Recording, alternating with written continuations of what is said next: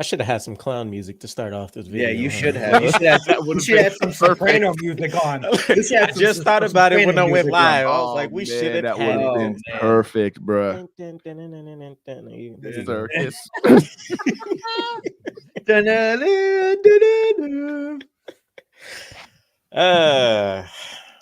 Welcome everyone.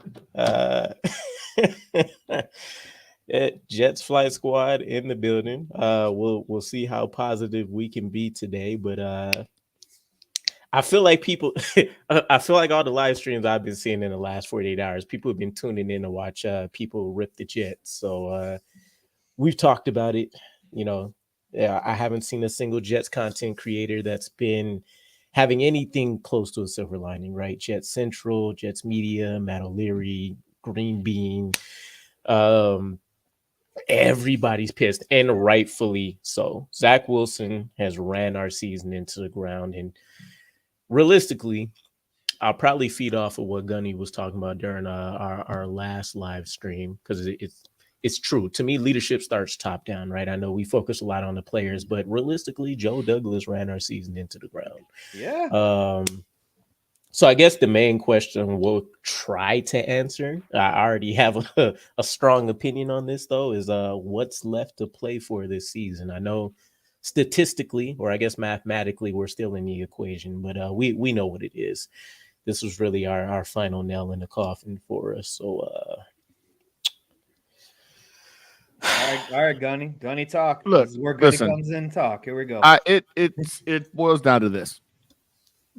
We're a laughingstock clown show. I mean, this offense looks worse than when we had Adam Gase. We thought the Adam Gase era was bad. Oh, yeah. Like, at least the offense knew how to score. At least he moved the ball. At least they moved the ball. Jesus. This is the most embarrassing offense, I think, in the history of football. I think they were talking about how historically bad this offense is. And like I said before, man, I know people are going to say, Zach, I just can't blame the kid. We knew who this kid was. He's showing us exactly who he's been showing us he is. Yeah, this is on Joe, man. Like, for the first time in a long time, I'm having irrational thoughts of like, yo, fire that bum. Like that. That's how upset I've been the last 24 hours. Listen, he's had one good draft. And out of 26 potential freaking players he's drafted, 5 of them have been hits. Everything else has been mid to below mid or off the team. Right. To be an offensive lineman, you know what I'm saying, by trade, you become a GM, and the consistent failures and I know he's made the attempts. I'm gonna give him credit because he did try, right? He's invested some high draft picks into the first round, into the line.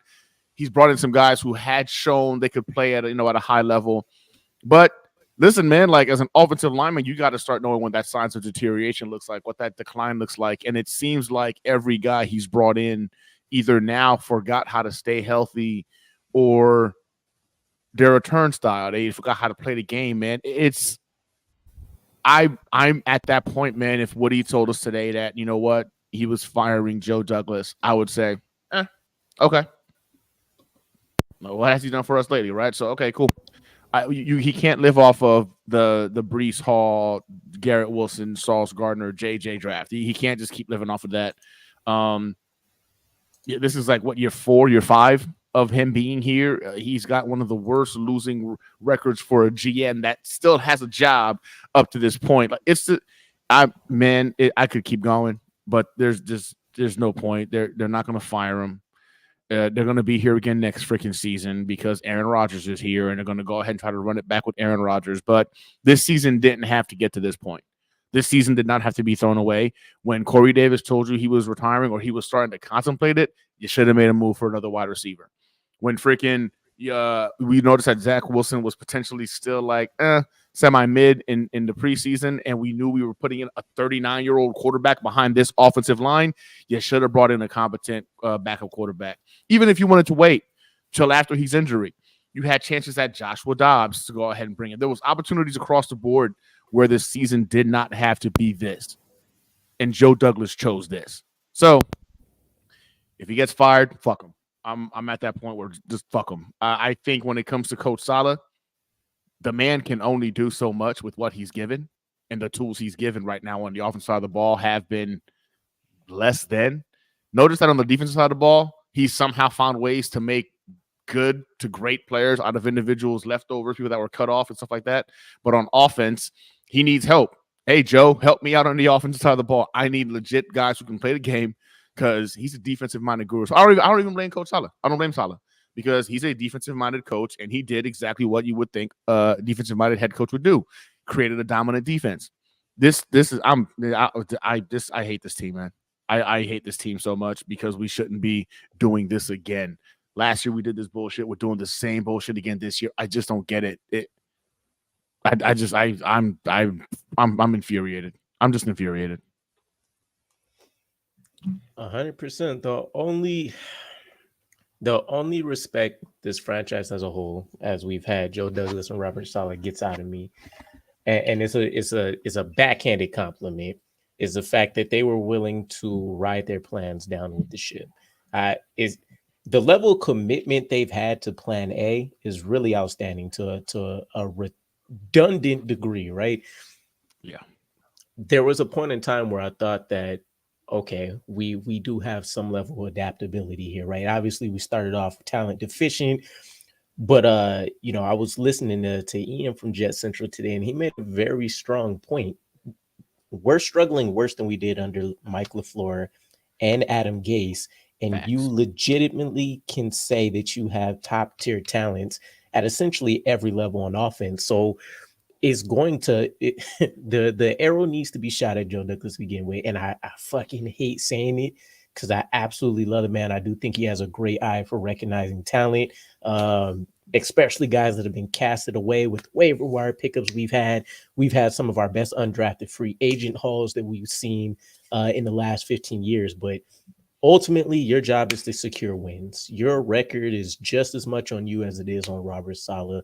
You know he's a defensive guru. You know the defense was always going to be in great hands. The offense never seems like it gets the same love and attention. Oh my God. Ineffective, historically worse, and all that shit, I just don't think puts it into perspective. You literally struggle to average 20 yards a quarter. I don't know how it gets any worse than that. We would probably be worse than an expansion team. We'd probably be worse than a college offense getting pulled up into the pros. And I would probably throw my hat out there in the ringer and say the number one high school offense could probably go out here and help this team out more than what we've seen done right now. It's been that fucking bad. And I've been wanting to give Nathaniel Hackett a lot of slack. For some reason, I've been delusional this year. Obviously, it's been a roller coaster of Sean emotion. Payton was right. That's what basically was coming down to. I've been delusional because it seems like that, and I hate to want to side with the ops. I know. And there was a lot of stuff I was looking forward to. Nathaniel Hackett, for all of the crap that he had last year, he had his receivers leading the league in separation, and it didn't seem like a Russell Wilson issue and all of that. But then you're starting to see the same trends that we've seen out of Mike LaFleur, right?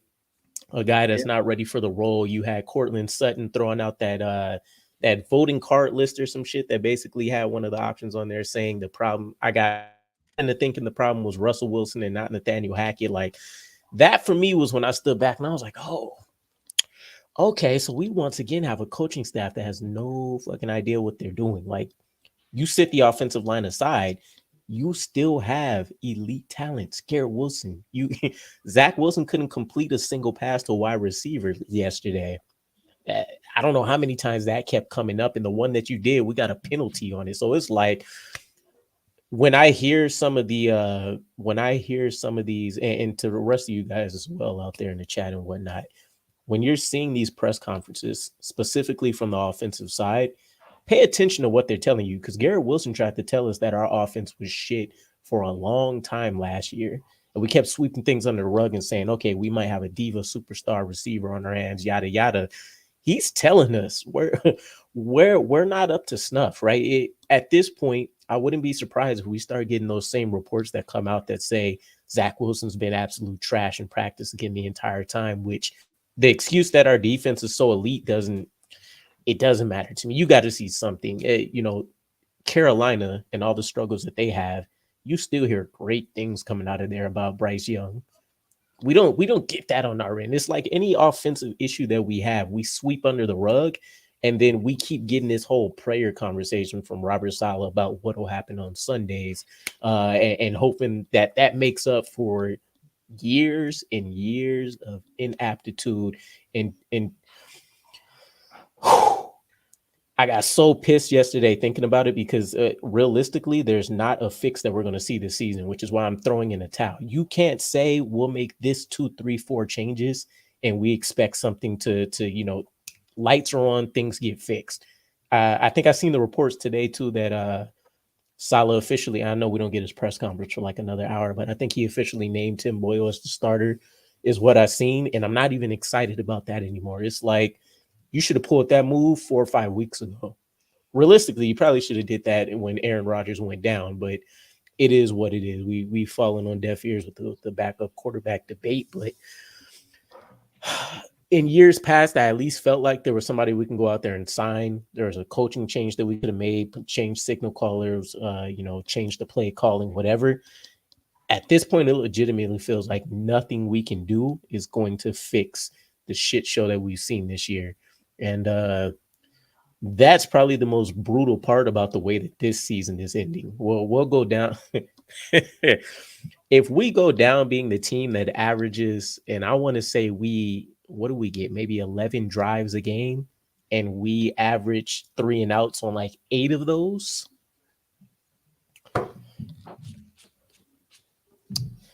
I got nothing for you. I told y'all in my post yesterday. The silver linings really are out the door for me. It's time to be overly critical of this team. And Gunny, I know you still mentioned you think that everybody will be saved with the Aaron Rodgers, injury going down. But if things continue the way that we've seen it this Sunday, I honestly don't think that many of these people make it throughout the season. I would agree with you if not for the fact that what's to stop Aaron Rodgers from saying, all right, then I'll just retire. Right? I'm expecting it. Yeah. Keep it 100 with you. I'm expecting it. I'm not going to lie. I can't see a reason why Aaron Rodgers returns. And what's going to happen is the New York media is going to butcher the shit out of Nathaniel Hackett. And if he has the balls to even stay and he doesn't say like, oh, this is dread, it's too much, I'm going to take a year off, or, whatever the coaches love to do before they try to come back in. And he's still getting paid in Denver. He's still getting paid there too. Nathaniel Hackett would be the first head to drops, in my opinion. And I don't think it'll be him being cut. I think he'll force his way out. And then you'll see Aaron Rodgers retire. And then that excuse goes out the window and you'll start seeing the rest of the heads roll. Yeah. We're going to be starting all over again next season. No, we're going to be worse than starting all over again. Because this time we got some legitimate. Yeah, we have the pieces roster. In place. We got pieces on the roster this time. Like that's what's so frustrating about this. Is that think they're going to do trade requests though? I'm just ready for it. I don't give a. They can trade. They can request it all they want to. Don't mean you got to oblige them. I mean, we got too many guys on rookie deals that we're going to just give up for. There's just no way. And in all actuality, if this regime realizes that actions like chopping off the heads of the head coach, offensive coordinator, all that stuff's being done, I think it goes a long way to establish, rapport, or however you want to look at it. This team is not, it's not that far away, man. Like, it's really not. We need a competent offensive coordinator.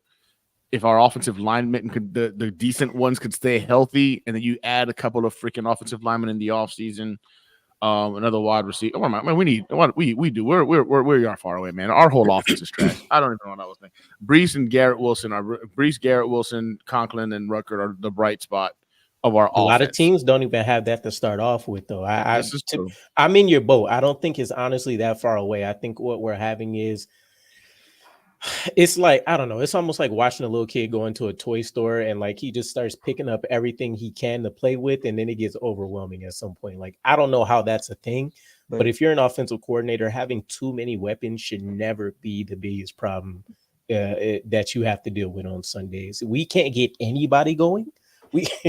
You make Brees Hall look like he's an average fucking running back all of a sudden. Yep. After you start getting him involved in the receiving game, Tyler Conklin didn't get a single target Sunday. Garrett Wilson didn't have a catch, I think, going into the end of the third quarter. Like these are things to me that are inexcusable, and I do think outside of the Joe Douglas debate, it's 100% on coaching. Your team is failing to respond to whatever you're doing, and it's disappointing because I liked a lot of what Nathaniel Hackett did to begin with. He brought in, and this goes under the radar, but he tried to bring in his learning instructor from Denver to help, reciprocate the ideas in a simple fashion for the team and all that. But I don't think it's a scheme issue. He comes from a strong coaching tree. I think the coordinator just happens to be ass in this case, which I'm willing to finally admit to myself. There's not enough excuses in here for you failing to net positive yardage in an entire quarter multiple times. Yeah, but they'll be all back next year. I hope not. Yep. I want a clean house. I didn't want fucking Hackett to begin with. They're all not going anywhere. I think they'll all be back, bro. You're gonna be very upset, DK. Yeah, I think they'll all be back. They're all going to be back next year. They're going to get one more shot because of what happened with Aaron Rodgers. That's what's going to happen. I'll be pissed, and it doesn't matter if we go out there and win. They put all their eggs in one basket, and I understand that. But your basket to begin with was dog shit. You should have. It's dog shit, but look at the reality right now. You should have picked a better woven basket. Because here's the problem, right? As fans, we're so hungry for success. Here's what I envision in like the best case scenario. They do come back. We still field our dominant defense once again. We finally have our offense under Aaron Rodgers is humming along as everybody expected. We do the unimaginable. We go out there and get a Super Bowl. Aaron Rodgers retires, and then you're back to the same, stewing pile of shit that you had before Aaron Rodgers got injured. But we'll be Super Bowl champions. Super Bowl champions like just to have another. They put all their eggs at one basket, and then they got a Super Bowl champion. Just to have another 12-year draw of dog shit, though, is not worth it. Yo, I'll take it.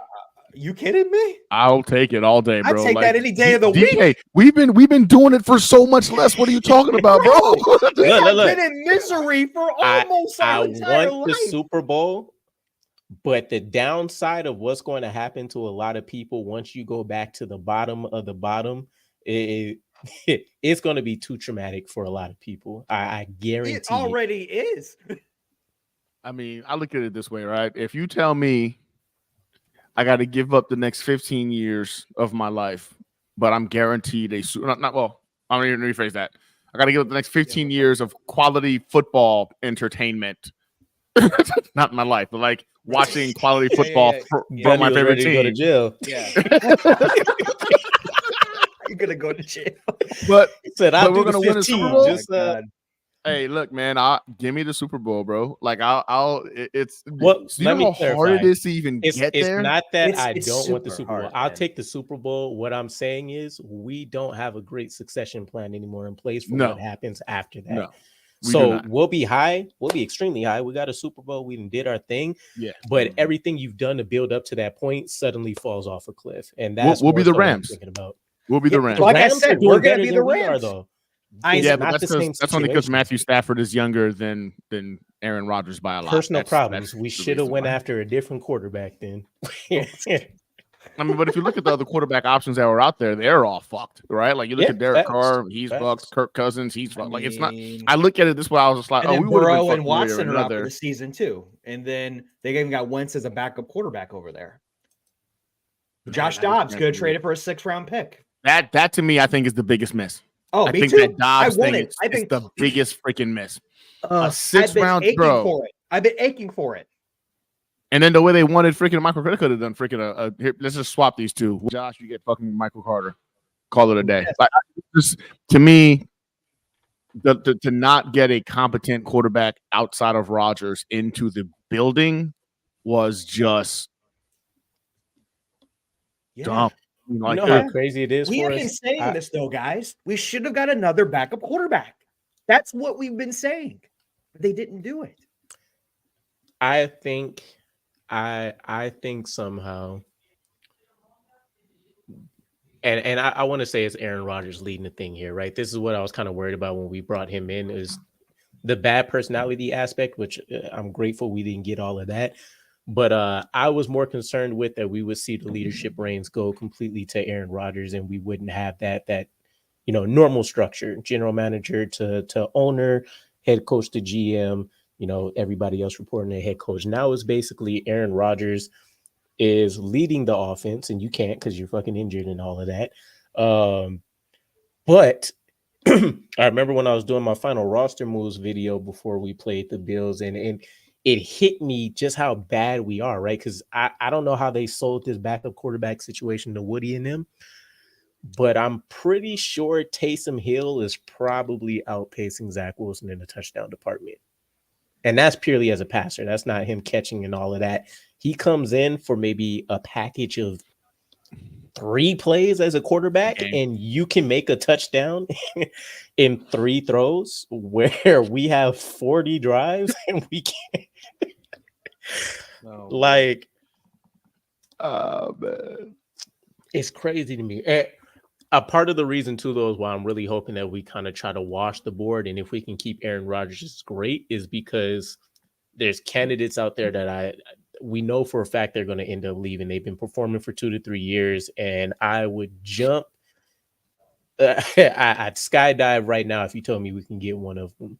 Ben Johnson kind of being in that top pole position for me. I think it needs to happen. Nathaniel Hackett isn't going to stay once Aaron Rodgers leaves, right? So you need to plan for something anyways. And I don't think any of us likes any of the options in that offensive room outside of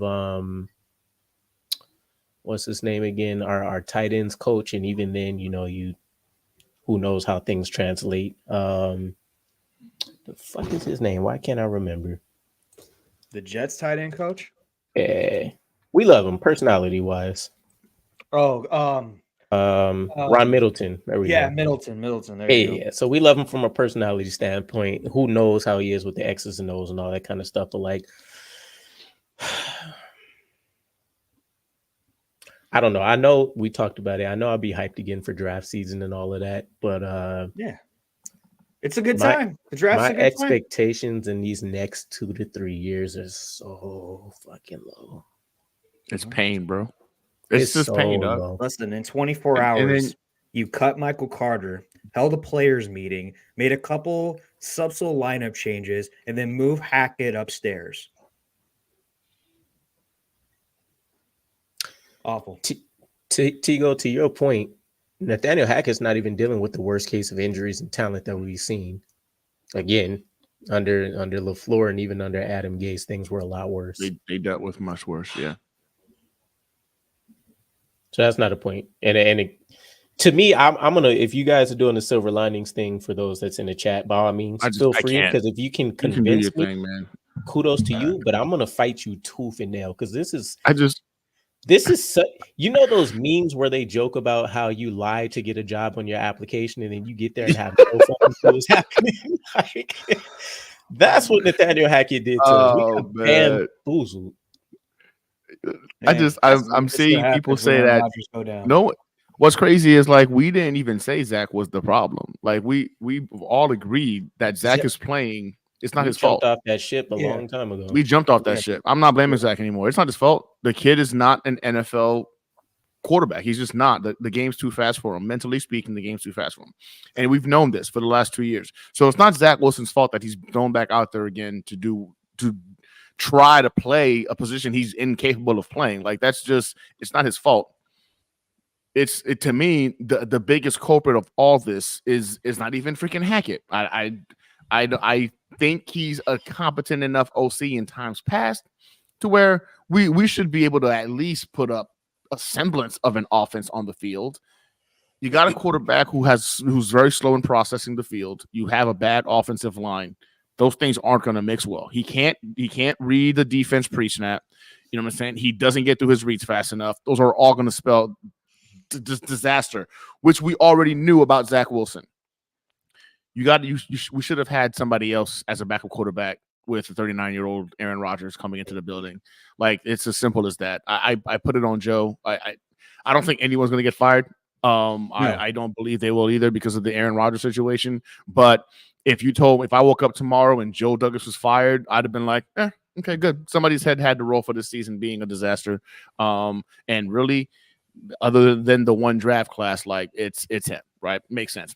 So for me, I look at this whole situation, man, and I wish I could be like some of the individuals in the chat, just being positive and holding on to some light. But this offense is horrendous, man, and it's from the top down, from Joe Douglas to the OC to the quarterback, trash.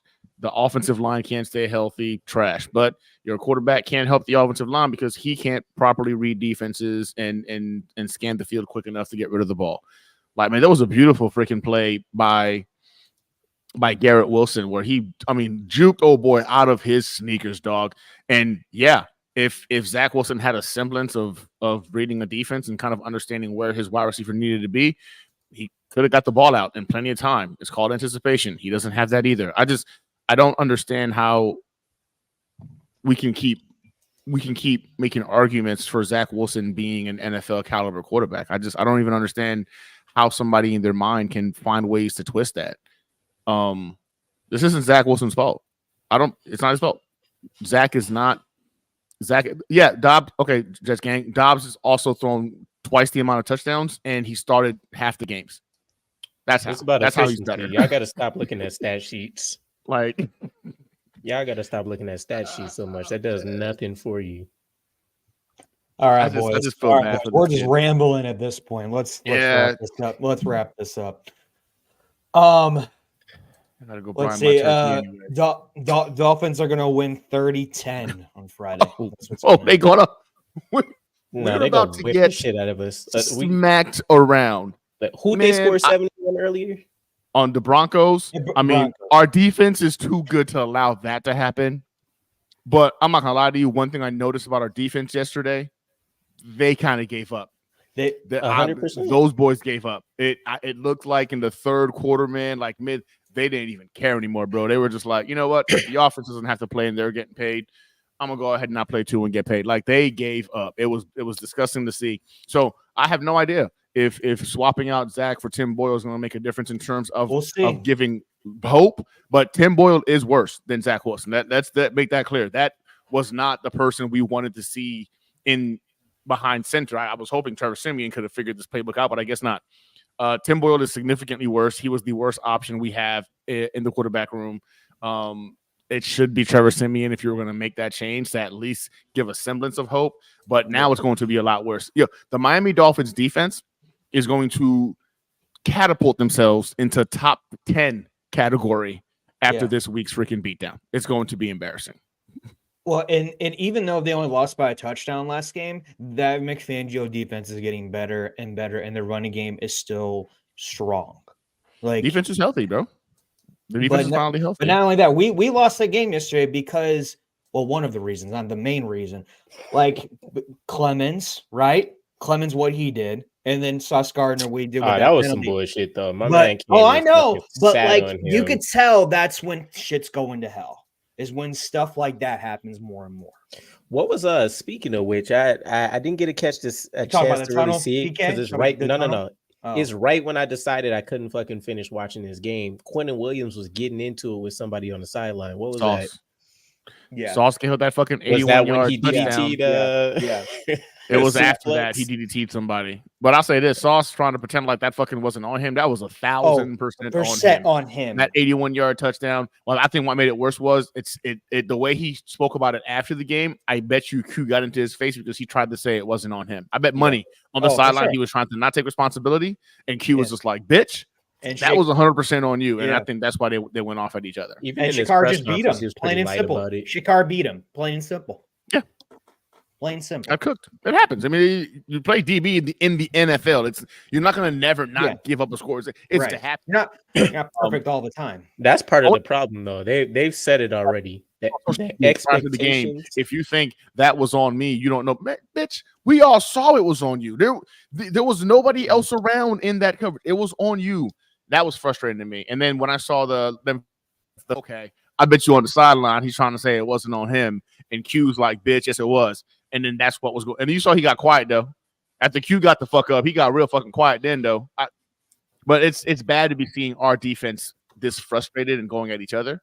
Because again, that third quarter, man, those boys quit, man, and you could just tell. I was like, damn, man, those boys said, "Fuck it," they gave up. We're gonna have to. Yeah. Okay, have to have guys. Joe We'll on be the back show one of Monday. these We'll points. be back The Monday. Browns still won their game, Tigo. Look, Yeah, they The came. Browns still won their game. my so. point is still the same thing. It doesn't matter which team it is. It might have been Howie Roseman that puts it the best. These days, you need 2 quarterbacks in the room. We're not saying 2 starting quarterbacks, but you need another guy that can confidently come in and run the offense. That's their fault. And again, they still won. So I don't know. Either way, guys. We'll be back. yeah. We'll be back Monday. We'll be back Monday. SmackDown from Miami. I'm not really expecting much of anything. Yeah, at this that's point. gonna be embarrassing. That's gonna be embarrassing. Oh God, that's gonna be bloody. All right, love you guys. Thank you in the chat. Appreciate you. Be back with us or don't is what it is. Love you guys. We'll be here in pain. We'll be here. Suffering continues.